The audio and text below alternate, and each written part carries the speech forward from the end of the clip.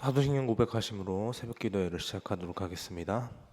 전능하사 천지를 만드신 하나님 아버지를 내가 믿사오며 그 외아들 우리 주 예수 그리스도를 믿사오니 이는 성령으로 잉태하사 동정녀 마리아에게 나시고 본디오 빌라도에게 고난을 받으사 십자가에 못 박혀 죽으시고 장사한 지 사흘 만에 죽은 자 가운데서 다시 살아나시며 하늘에 오르사 전능하신 하나님 우편에 앉아 계시다가 저리로서 산자와 죽은 자를 심판하러 오시리라. 성령을 믿사오며 거룩한 공회와 성도가 서로 교통하는 것과 죄를 사하여 주시는 것과 몸이 다시 사는 것과 영원히 사는 것을 믿사옵나이다. 아멘. 찬송가 180장 찬양하겠습니다. 180장입니다.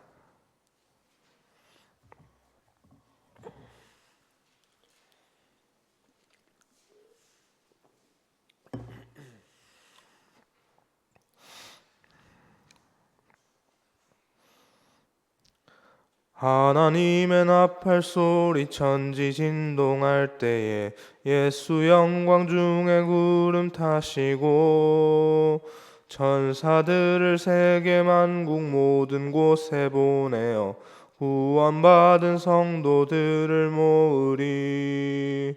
나팔 불 때 나의 이름 나팔 불 때 나의 이름 나팔 불 때 나의 이름 부를 때에 잔치 참여하겠네. 무덤 속에 잠자는 자 그때 다시 일어나 영화로운 부활 승리 얻으리. 주가 택한 모든 성도 구름 타고 올라가 공중에서 주의 얼굴 배우리. 나팔 불 때 나의 이름 나팔 불 때 나의 이름 나팔 불 때 나의 이름 부를 때에 잔치 참여하겠네. 주님 다시 오실 날을 우리 알 수 없으니 항상 기도하고 깨어 있어서 기쁨으로 보좌 앞에 우리 나가서도록 그때까지 참고 기다리겠네. 불 때 나의 이름 나팔 불 때 나의 이름 나팔 불 때 나의 이름 부를 때에 잔치 참여하겠네. 아멘. 이 시간 함께 보실 하나님의 말씀은 누가복음 17장입니다. 누가복음 17장 20절에서 37절까지 말씀 함께 보겠습니다. 누가복음 17장 20절에서 37절까지 말씀입니다. 네, 제가 먼저 20절 말씀 읽고 교독하다가 37절 마지막 절은 함께 읽겠습니다. 바리새인들이 하나님의 나라가 어느 때에 임하니까 묻거늘 예수께서 대답하여 이르시되 하나님의 나라는 볼 수 있게 임하는 것이 아니요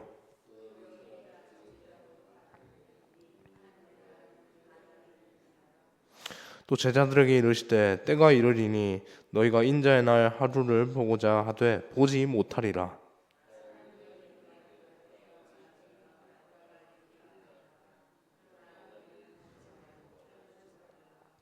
번개가 하늘 아래 이쪽에서 번쩍이어 하늘 아래 저쪽까지 비침같이 인자도 자기 날에 그러하리라.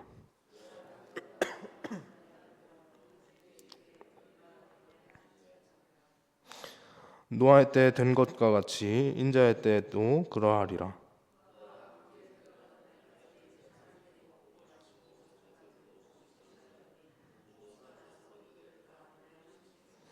또 롯의 때와 같으리니 사람들이 먹고 마시고 사고 팔고 심고 집을 짓더니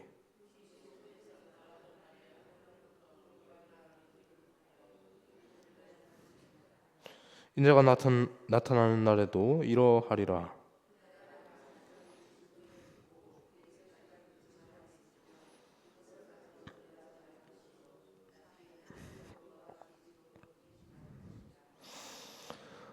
롯의 철을 기억하라.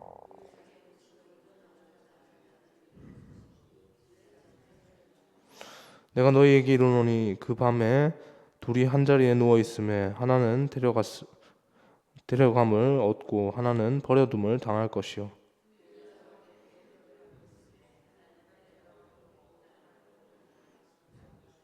함께 보겠습니다.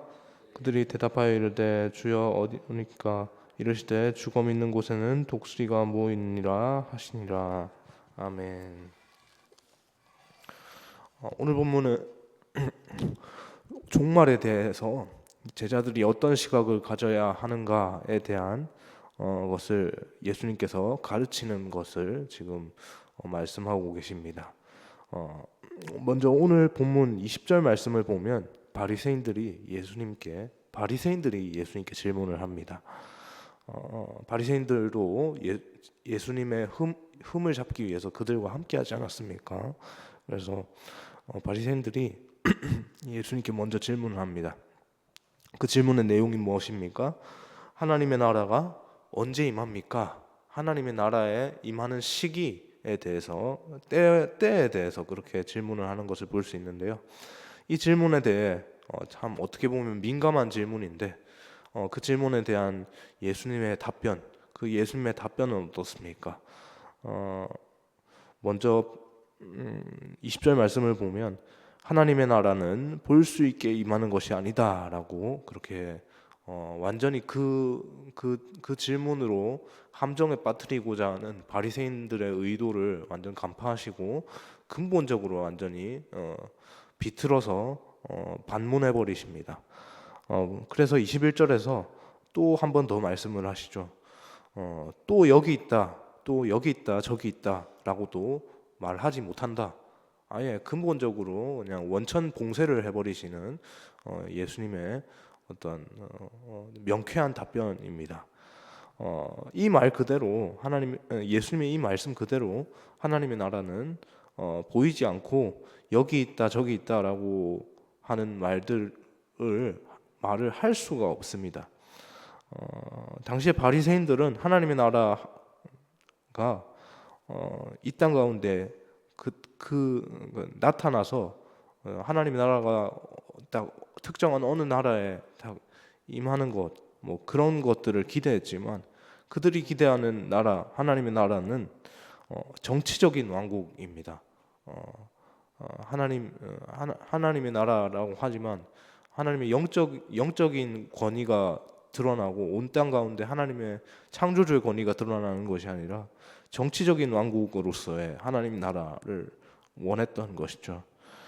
메시아가 와서 이스라엘을 로마의 압제에서 독립시키고 다윗 왕 때와 같은 나라를 영원히 이루는 것, 뭐 이것이 아마 그 당시 유대인들 그리고 특히 바리새인들이 또 원했던 정치적인 하나님의 나라의 그런 형태였던 것이죠. 그러나 그런 형태의 하나님 나라는 없습니다. 또 그런 하나님의 나라가 세워진다라고 주장하는 자들, 그 자들은 분명히 그 생각들은 잘못된 생각들인 것이죠. 하나님의 나라는 볼 수 있게 임하는 것이 결코 아닙니다. 21절 말씀 다시 보면 그 나라는 우리 안에 있다라고 하나님께서 말씀을 하시죠. 예수님으로 말미암아 이 땅에 하나님 나라가 임하였다는 사실을 말씀하시는 것이고 예수님을 믿는 사람들, 하나님의 통치에 순종하는 사람들 사이에 하나님 나라가 볼 수 없게 임했다는 사실을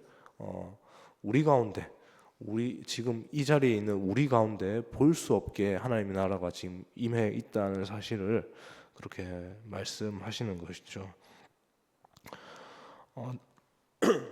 특정한 장소나 특정한 모임 가운데 하나님의 나라가 있다는 그런 말들 다 거짓인 것이죠. 하나님의 나라는 믿는 사람들 안에, 그 믿는 사람들 사이에 그렇게 이루어집니다. 22절 말씀을 보면 그런데 예수님을 믿는 우리들 안에 하나님의 나라가 이미 이루어졌지만 마지막 종말 때에 최종 완성될 하나님의 나라가 또 있음을 또 이렇게 알려주고 있는데요. 예수님은 이 날이 반드시 있을 것이다. 여기 인자의 날들 가운데 하루도 못 보게 될 날이 될 것이다라고 하시는 그 말씀은 예수님이 오실 그 재림의 날을 그 자리에 있는 제자들은 못 볼 것이다라고 그렇게 말을 하는 것입니다. 생물학적으로 그렇죠. 이미 지금 우리 때에도 아직 예수님께서 재림하시지 않으셨지 않습니까? 근데 그 당시에 지금 벌써 2000년이나 흘렀는데 제자들이 2000년 동안 지금 살아가지고 지금 그 두 눈으로 지금 부릅뜨고 하나님 나라가 예수님의 재림의 때가 언제입니까? 라고 살아서 지금 올 수 있습니까? 그것은 불가능한 것이죠. 그것에 대해서 지금 말씀하고 계십니다. 그러면 예수님께서 오시는 재림 때는 어떻습니까? 예수님께서는 아무도 모르게 오시는 분이 아니십니다. 어느 나라 한 모퉁이에 오시는 게 아니시죠. 말씀에도 그렇게 말씀으로도 그렇게 말씀하시지 않습니까? 번개가 치면 땅 이 끝에서 저 끝까지 다 비추어서 그렇게 온 땅이 그렇게 번쩍거리고 하는 것처럼 예수님께서 재림하실 때도 모든 사람들이 다 동시에 이 지역에서 예수님의 재림이 일어났다고 해서 저 지역 사람들이 예수님의 재림이 일어났는지 안 일어났는지를 모르고 막 그러지 않는다. 예수님의 재림이 일어나면 온 땅의 사람들이 모두가 예수님께서 오셨구나 라고 그렇게 알게 된다라고 그렇게 말씀을 하시는 것이죠. 그런데 예수님께서 인자의 날이 오기 전에 먼저 겪어야 할 일이 있는데요. 그 겪어야 할 일에 대해서 말씀을 하십니다. 25절 말씀은 이것을 예수님께서 그 전에 겪어야 될 일에 대해서 고난이라고 말씀을 하십니다. 예수님은 예루살렘에 올라가 왕이 될 것을 기대하는 제자들에게 오히려 왕은 어떻습니까? 왕은 아주 영광 가운데 있지 않습니까?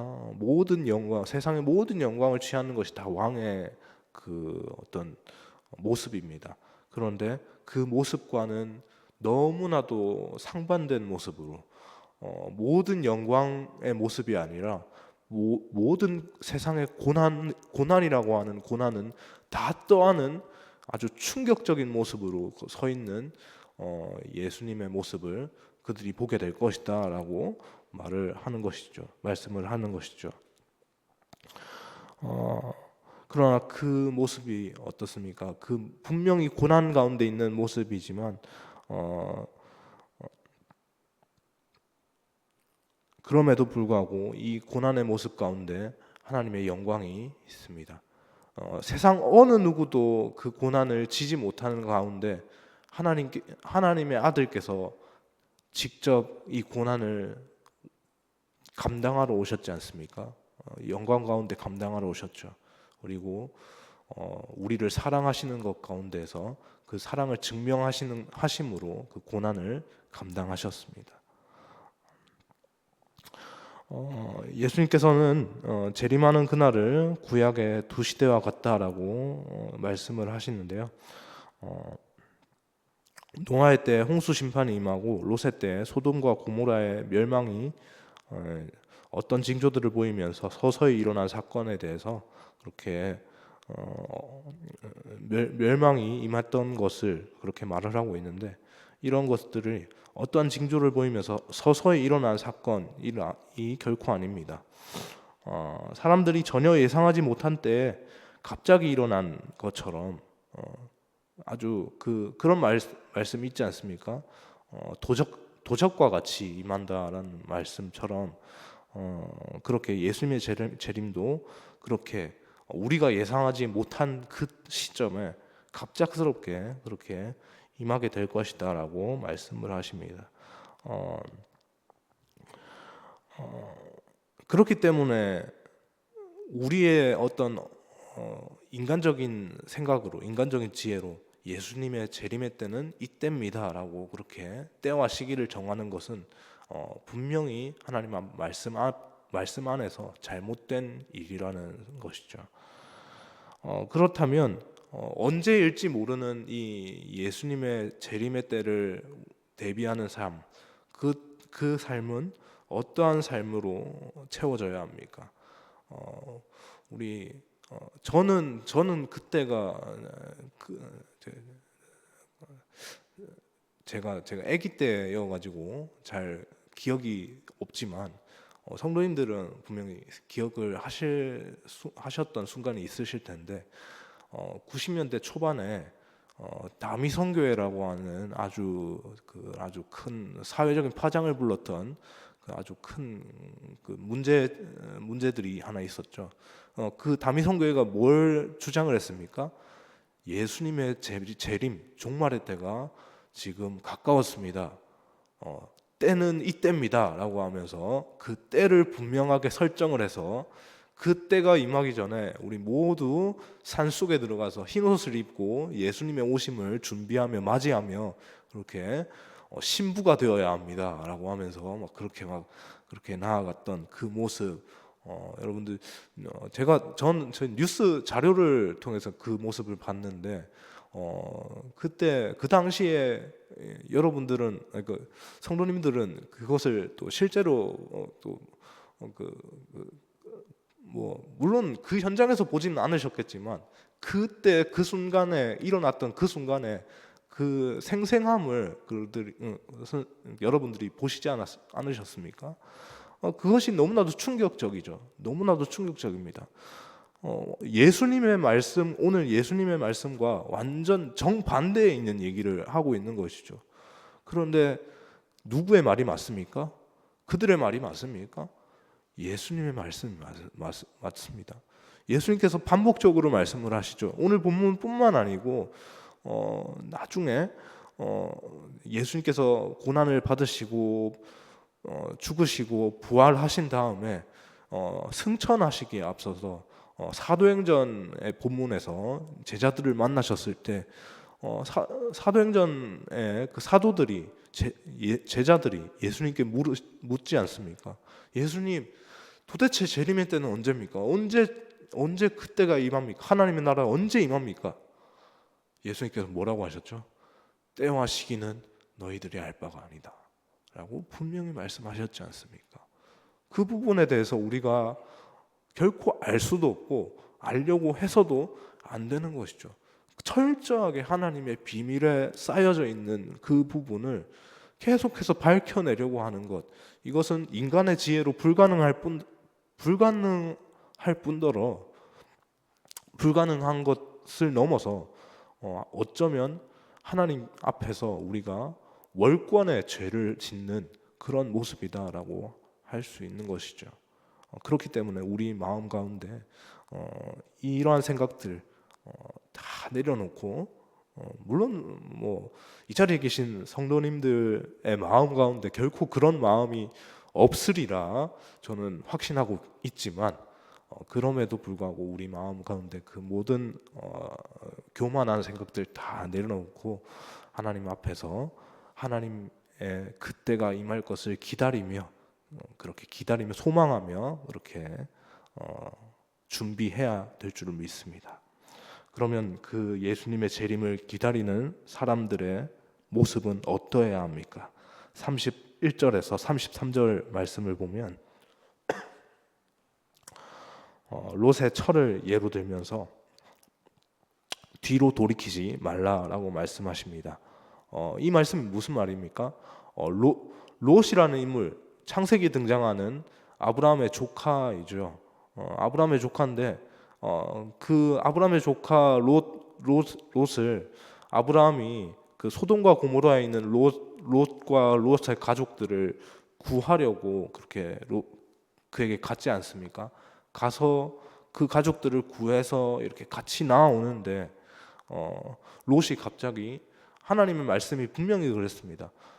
결코 절대 뒤를 돌아보지 마라 라고 분명히 말씀이 있으셨는데 롯이 뒤를 돌아봤죠. 누구 때문에 뒤를 돌아봤습니까? 그 아내 때문에 뒤를 돌아보게 되었습니다. 미련이죠. 하나님의 롯의 처가 뒤를 돌아보았다가 그렇게 소금 기둥이 된 것처럼 하나님 나라를 바라보지 않고 미련하게 세상 것을 뒤돌아보면 버려질 것이다라고 하는 경고가 주어지는 것입니다. 우리의 마음 가운데 그날이 언제인지 알 수 없으나 마침내 결국에 완성될 하나님 나라를 생각하며 우리는 언제라도 우리의 가지고 있는 것들 그것들이 그냥 내어질지라도 우리의 손에서 그렇게 내어질지라도 하나님께서 그때가 임해서 우리가 가는 것이니까 하나님께서 부르셔서 가는 건데 그러면 기꺼이 얼마든지 그렇게 내가 이 재물에 내가 연연하지 않겠다라고 하는 그러한 모습이 우리 가운데 있어야 될 줄 믿습니다. 34절에서 37절 말씀을 보시면서 여러분의 머릿속에 어떻게 보면 또 휴거라고 하는 그런 사회적인 현상이 연상될지도 모르겠습니다. 그러나 사실은 휴거는 소설에 나오는 얘기죠. 우리 기독교의 전통 신앙에는 휴거와 같이 사람들이 갑자기 사라지는 일은 없습니다. 그러면 이 말씀이 의미하는 바가 무엇입니까? 두 사람이 자다가 한 사람은 데려감을 얻고 한 사람은 버림을 받습니다. 두 여자가 함께 맷돌을 갈다가 한 사람은 데려감을 얻고 한 사람은 버림을 받습니다. 무엇을 말하는 걸까요? 구원이 영혼에게 있어서 1대1의 관계라는 것을 말해주는 것이죠. 유대인들은 하나님의 심판을 당할 때 한꺼번에 당하는 것을 역사적으로 목격을 해왔습니다. 이스라엘 나라 가운데, 유다 나라 가운데 하나님께서 그 공동체를 심판하는 것을 역사적으로 경험해 왔기 때문에 하나님의 나라가 우리 가운데 임할 때, 그들 가운데 임할 때 우리 모두가 그 한 공간에서 이렇게 같이 심판을 받을 것이다. 같이 영생을 얻든지 죽든지 같이 심판을 받을 것이다라고 얘기를 합니다. 그러나 예수님의 일어나는 심판은 개별적입니다. 그 한 영혼을 향해서 예수님께서 개별적으로 그렇게 심판을 하시죠. 같은 일을 하는데 어떤 사람은 구원을 받고 어떤 사람은 심판을 받습니다. 어떤 일을 하느냐의 문제가 아니라 얼마나 그 마음속에 예수님을 주로 고백하고 살아가느냐에 따라서 구원과 심판이 나누어지게 될 것을 또 말씀을 하시는 것이죠. 구원의 조건 뭡니까? 예수님의 이름 안에 있는 것이죠. 예수님의 이름을 고백하면서 그 안에 있어야 합니다.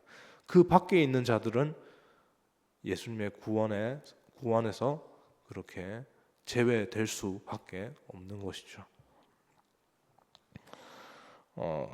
오늘 말씀을 통해서 우리는 올바른 종말의 신앙을 가져야 합니다. 예수님의 십자가 죽음은 우리의 구원을 위한 거룩한 사건이면서 동시에 마지막 재림의 심판이 있다는 증거입니다. 호련히 임하신다는 의미이면서 동시에 모든 사람이 볼 수 있게 그때가 임할 것입니다. 그러므로 그리스도가 여기 있다, 저기 있다는 오늘 이 땅에 어떤 수많은 이단들의 어떤 생각들, 그 생각들을 우리가 철저히 경계하면서 살아야 될 줄 믿습니다. 그 이단 연구하시는 분의 어떤 말씀을 들어보니까 지금 우리나라에 대한민국 땅에 예수 그리스도가 지금 50명이 있다고 합니다. 굉장합니다. 그런데 지금 우리의 지금 이 자리에서 이 얘기를 들었을 때 우리의 생각은 참 황당하다라고 그렇게 생각이 되지만 참 이러한 황당한 생각 가운데 너무나도 사람들이 연약해져 가지고 그 연약한 그 황당한 생각 가운데 이 빠져드는 사람들이 얼마나 많습니까? 너무나도 많습니다. 이것이 단순히 그런 지식적인 수준의 어떤 문제라면 황당한 생각이니 이게 당연히 이성적으로 생각하면 말이 되지 않으니까 분명히 그 생각에 빠져드는 사람이 없어야 되는데 놀랍게도 그 생각에 빠져드는 사람이 너무나 많습니다. 사단이 하는 일이니까요.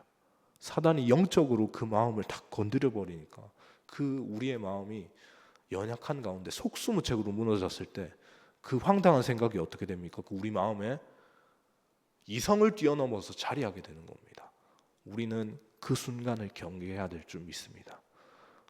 우리 마음에 그러한 연약함이 생겨서 그 우리의 연약한 마음 가운데 그 틈바구니를 비집고 그 황당한 생각들이 우리의 마음을 차지해서 지금 우리가 이 자리에서 고백하는 오직 예수 그리스도만이 우리의 구주 되십니다라고 하는 이 고백이 우리 입술 가운데서 사라지지 않도록 우리가 항상 경계해야 될 줄 믿습니다. 그 마음, 경계하는 마음, 경계하고 조심하고 항상 주의하는 마음으로 우리가 이 마지막 때를 살아가기를 주님의 이름으로 소망합니다. 기도하겠습니다. 사랑해 주님 감사합니다. 하나님 이 땅에 우리가 마지막 때로 그렇게 살아가고 있습니다. 하나님 우리가 부름받은 이때가 마지막 때인데 하나님 그 마지막 때 가운데 하나님 언제 주님의 때가 임할지는 우리 아무도 알지 못합니다. 오직 하늘에 계신 아버지 그분 한 분만 알고 계시는데 하나님 그때가 언제가 될지 모른다고 해서 우리의 마음이 아무렇게나 그렇게 살지 않도록 하여 주십시오. 하나님 언제가 됐든지 하나님께서 부르실 때 이렇게 온 마음으로 이렇게 기꺼이 그 부르심에 응답하는 자들로 세워지기 위해서 우리의 가진 것들, 우리의 것들을 기꺼이 내어 드릴 수 있는 그런 마음으로 이렇게 세상에 덧없는 것에 그렇게 뜻을 두고 그렇게 집착하며 살아가는 우리의 모습, 그 모습을 내려놓을 수 있는 신앙 될 수 있도록 인도하여 주시고 온전히 세상 가운데서 하나님께서 또 나타나실 때 그때가 어느 때이든지 하나님 임하시옵소서. 하나님 그때가 임하기를 간절히 기다립니다라고 하는 그 고백으로 하나님의 때를 기다리며 살아갈 수 있는 우리 모습이 되어질 수 있도록 인도하여 주옵소서. 하나님 오늘 하루의 삶과 또 이번 일주일의 모든 일상의 시간들을 가운데에서 하나님의 영광만을 나타내며 그렇게 하나님의 백성된 삶으로 이렇게 하나님의 자녀된 모습으로 이렇게 세상 가운데 하나님만 드러내며 하나님만 높이며 살아가는 우리 인생이 되기를 간절히 소망하오며 이 모든 말씀 살아계신 예수님의 이름으로 기도합니다. 아멘.